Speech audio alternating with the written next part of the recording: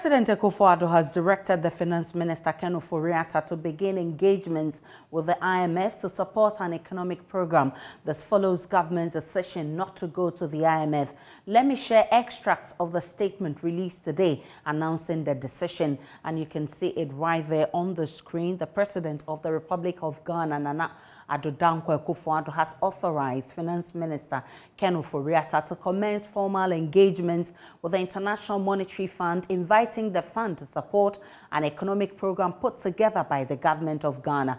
This follows a telephone conversation between the President and the IMF Managing Director, Ms. Kristalina Georgieva, conveying Ghana's decision to engage with the fund. At a meeting on June 30, 2022, Cabinet indicated its support for the decision. The engagement with the IMF will seek to provide balance of payment support as part of a broader effort to quicken Ghana's build back in the face of challenges induced by the COVID-19 pandemic and recently the Russia-Ukraine crisis, and is signed by Information Minister Kojo Oppong-Nkrumah.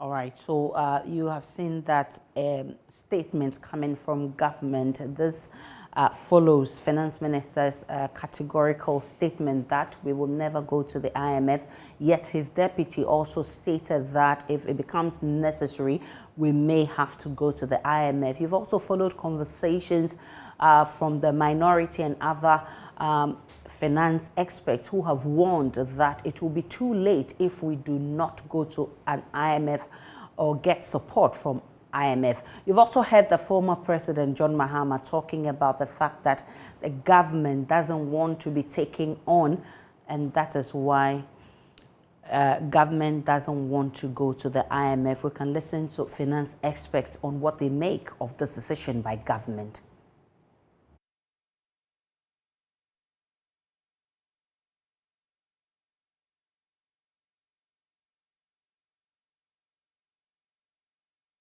Our liquidity is not good, and we may have to go to the fund for support. I think the finance minister came back and said that we are not going. I maintained my position, and in October 26, which was my birthday, I said the same thing and gave the same analysis. The finance minister then, the tape you played, confirmed that Ghana is not going. But I recently also came up again and said, our international reserve has been depleting. You don't have the funds to support your international trade transactions. You cannot go and borrow at a higher interest rate to support the economy. So take the program that you have done to IMF. IMF will support you with some funds. Already Kenya have done the same thing. So Ghana, as we have been discussing, you have already designed a program. Take the program to them, convince them, and they are ready to support you with funds to maintain the international reserve. I think where we have gotten to as a country, where we have seen inflation rate going up, we have seen our cedi devaluing. Even yesterday, we have heard the trade union associations demanding 20% in terms of what they call COLA. It's becoming very difficult. And it is the right direction that the government has given the indication that we have to go to IMF. Remember, in one of my presentations on Joy, I mentioned that IMF is not focusing on restrictions. That has been the problem with Ghana. We say when you go to IMF, they will restrict you. There, Dr. William Prepra speaking earlier to my colleague Darrell Kwao. We can now get on the phone and speak with Professor Lord Mensah. He's an associate professor of finance with the University of Ghana Business School. I'm grateful for your time this afternoon. Does this come to you as a surprise? I mean, you were one of those who said it's premature to think of going to IMF. Yes, I think I'm surprised for now to get this information that government has directed the finance minister to start looking at the direction of the IMF. Because, government gave us two options. And the option economics is about having options and then choosing one and then maximizing the usage of what you have chosen. Clearly, if you go back online, you will see some of the statements that came from the finance minister, thinking that he is a minister, he owns the information that he's putting on there. He owns, the economy. And as a result of that, whatever he's telling Ghanaians is almost closer to the truth. So effectively, I'm surprised because we've had a e-levy being implemented. And if e-levy is being implemented, that was the option that was chosen by the government. And in the end, we are expecting the government to maximize the little that is coming, to ensure the usage of the little that is coming, to ensure that we feel better. I thought maybe economic management is about having options and then making a choice. And as a result of that, you maximize, the usage of the choice that you've made in that regard. But that is not what I'm seeing. I see a situation where, government wants to have everything available, all the possible choices, and then try making. If we try this right, that's not work, we move on to the next one. And look at the state of time that we are using to do this. We creating what we call policy uncertainty. And there's no economy that grows, with this kind of policy uncertainty. So is the government going to scrap the e-levy or they will continue with it and still enjoy the benefits of the IMF? Apart from the benefits, remember IMF is coming with other conditionalities. And if the conditionalities are not in favor to the ordinary Ghanaian, then the ordinary Ghanaian is going to take a double dose of the pain as a result of, what is happening on the ground as we speak. So for me, I don't see that there's a management going on here. We had two options, and I trusted the finance minister, knowing very well that he owns the economy. He has more information in the strong room than I do as I sit here. And as a result of that, he's making the right decision for us. But that is not what we are saying. And so effectively, for me, I'm surprised. But then in the end, that's a choice that has been made now. But we will have to see whether the government is going to scrap the e-levy or not. That is what I'm waiting for. Professor Lord Mensah, I'm grateful for your time this afternoon. He's an associate professor of finance of the University of Ghana Business School. Now, let's take you to Parliament now, where my colleague Kwekwa Asante joins us live with some reactions from the House. You recall that the minority has been on this case and calling on government to hide its pride and go back to the IMF. Kwekwa Asante, what can you report from Parliament? Personality profile this Friday. Aisha, so three of the minority MPs have so far spoken with say that it is refreshing that government is seeking IMF support, but that government should have done so much earlier. I spoke to Dr. Hazel Atofosin, who is ranking member on the Finance Committee, and he told me that government should have swallowed its pride much early on and gone to the IMF. But if you look at where our current debt position is now, it's going to make it very difficult for the country to get a better IMF deal because there are countries like Sri Lanka and Zambia who have all made the request to IMF to seek support, but haven't gotten a deal yet because of their precarious financial situation. He cites our debt to a GDP situation, which he says will make it much difficult for us. He also says that in the coming days, the minority are going to support the position announced yesterday by former President John Mahama when he spoke at the launch of that think tank, that government or the minority side is not going to support any loan from government that is not project specific.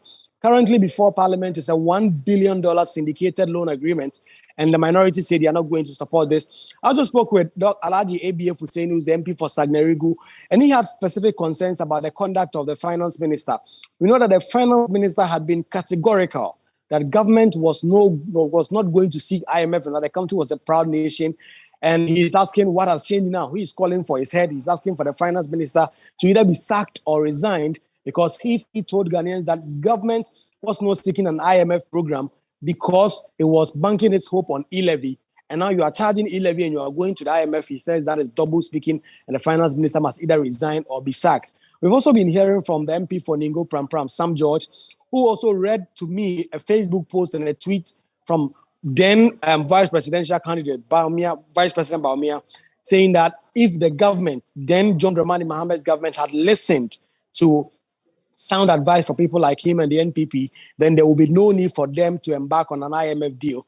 And so he said that the Vice President, Dr. Mahmoud Bamia, should bow his head in shame because he lied to the people, he deceived them. Those were the claims he's making. And so if you look at the House today, since the information trickled in, the minority are yet to hold a public briefing. They'll be doing so in the next hour or so, and they are going to let Ghanaians know what the official position is. But they say it's refreshing that government has decided to finally bite the bullet and go to the IMF. Well, Kwasante, what other business is in the House today? So the energy minister just finished answering an urgent question. We know that on Tuesday, minority ranking member on mines and energy, John Jinapo, alleged that government was seeking to use $35 million to transport the Ameri plant from Abuaze to Kumasi. He's been answering questions on that today. He says that amount is a figment of the minority's imagination because they've not come to the conclusion in terms of the amount they are going to use to do this relocation, because the government has not yet signed the contract for the relocation to be done. Currently on the floor of Parliament is also the Agric Minister, who is answering questions about the shortage of fertilizer and other issues having to do with food security in the country. It's a full business house today because there are a lot of issues on Agric, there are issues on energy, and just this morning, this new information coming in about government deciding to seek IMF support. So it's much hotter here in Parliament today, Aisha. Kwekwa Sante is our correspondent in Parliament. We'll bring you more in our subsequent bulletins. We can now hear from the Finance Minister, who has been explaining reasons for not opting for the IMF at the initial stages. Respond to the issues, that are deep in your heart, and then we can answer them on one-on-one basis. So we can engage in a conversation in which, in the end, we are talking about the Black Star shining again, a people who are proud, a people who are prosperous, a people who are well educated, a people who are ready to share and sacrifice so that all of us, our 30 million people, will move ahead. But I can tell you, as my colleague, Deputy Minister said, we are not going to the IMF. Whatever we do, we are not. The consequences are dire. We are a proud nation. We have the resources. We have the capacity. Don't let anybody tell you. Like when Joshua, Caleb, and the 10 others went to spy on the promised land. And only 2 of them came to say that we can do it. And the 10 went around the community murmuring, you can't, We are not people of short sight, And we have to move on, okay? So let's think of us as who we are, a proud, strong people, the shining star of Africa, and we have the capacity to do what we want to do. If only we can speak that one language and ensure that we burden share in the issues ahead.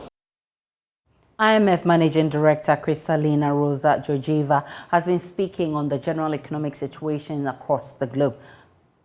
Where we are today is a very dangerous zone. Why? Because multiple factors, supply chain interruptions, the war in Ukraine, are putting pressure on prices. We need inflation under control because price stability is critical for growth. So at the IMF now we are working hard to anticipate which of our members may face balance of payment constraints, and I can tell you we are ready to step up. We have 700 billion lending capacity, and we would deploy as much as necessary. And actually, I tell our members that are with high level of debt, don't wait, don't wait. Move towards programs that would help you protect your economy. Because when capital leaves and nothing comes to guarantee stability, then countries may find themselves in a very, very tough spot. But I want to be very honest with all of you. We are for some tough time this year, next year, because of this tightening of financial conditions and the consequences of it. And let me just say one thing. The very best service we do to countries is to help them have prudent macroeconomic management, because then investors trust that this is a good place to put money in.